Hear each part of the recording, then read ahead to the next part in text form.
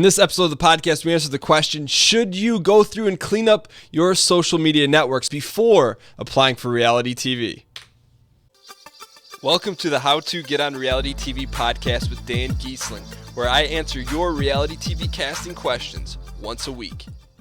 Hey everyone, and welcome to another episode of the How to Get on Reality TV podcast. I'm super excited to be here today because we have a great question from north of the border, north of my border in the United States, in Canada. And that's a great question from Matt about social media. But before we get into that, things have all of a sudden just kind of took off a little bit for one of the services we offer on the website, and it's the audition video review. I got to get a lot of requests to do this, so it's now a service on the website. Essentially what happens is you submit your audition video, I take a look at it. During my first impression, I record my actual audio of watching the video with my initial feedback. Then you'll get another audio review of me essentially talking directly to you, giving you 3 things you have to change, along with some positive and critical feedback for you to change. And then things wrap up with the video review, and you get an email just reiterating what you need to change on your video. So if you want to tap in to me analyzing your video, that's exactly how you do it. You can check it out by going to howtogetonrealitytv.net/video-review. So it's howtogetonrealitytv.net/video-review. For those of you guys who want to check out that service available on the website. So without any further ado, let's go ahead and jump into the question from Matt, which is all about social media and how much cleaning, if any, should you do? Hey Dan, Matthew from Ottawa here. My question is, how much, if any, does casting look into your social network, such as your Facebook, Twitter, or Instagram accounts? And should you spend the time and clean up your feeds while applying for shows? Keep up the great work. Matt, thanks so much for asking your question. Truly appreciate it. This one kind of piggybacks a little bit off of episode 34. So if you go to howtogetonrealitytv.net/episode 34, we talk about leveraging your social media to help your casting chances and how you actually do that. But this one goes a little bit, this takes a different angle, so I wanted to answer this. And so Matt's first question is, does casting, do they look at your Facebook, your Instagram, your Twitter?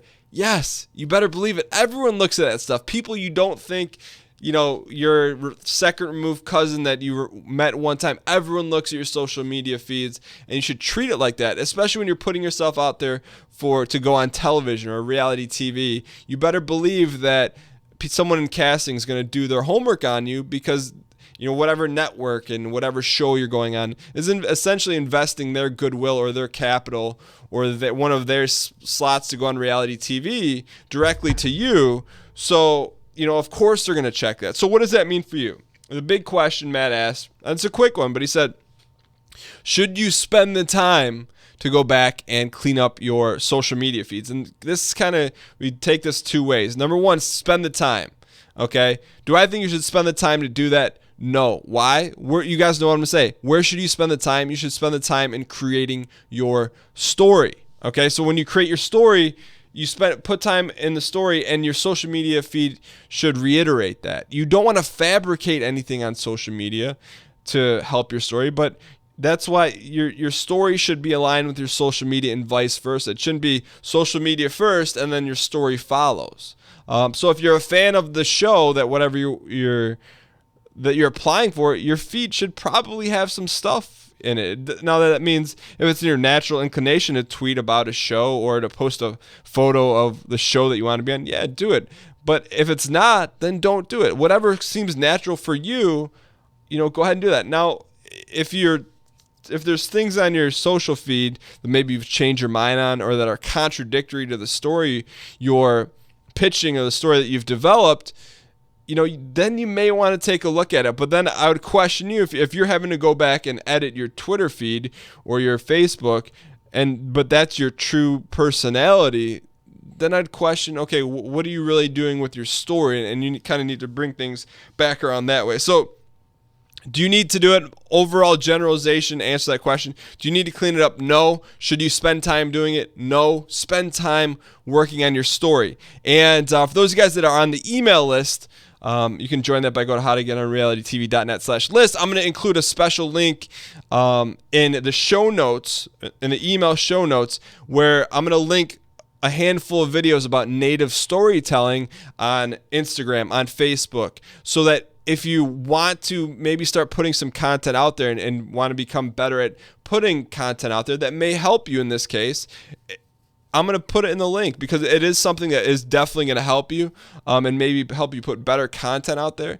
I wouldn't do it as a strategy, meaning that you want to do that because it's going to help get you cast, but it may be something that, when someone goes to search your feed and be like, wow, that really tells a story about this person, it's going to help you regardless. It's going to add to your casting story, but it's not your casting story. And I just want to make sure we get that straight, Matt. And I don't think that's an issue for you. I don't want to assume that is, but Matt, don't clean up your Twitter feed unless, of course, there's the contradictory things we talked about. Spend the time on your story, and I hope that helps, Matt. Matt, thank you so much for submitting your question. As a small thank you, we're going to send you a free digital copy of my book, How a Normal Guy Got Cast on Reality TV. And if you want to submit your question, just like Matt from Ottawa, you can go to howtogetonrealitytv.net/ask, where you can submit your voicemail question, whether from your smartphone, from your tablet, or right from your computer browser. But Matt, thank you so much, and I hope this helps to answer your question.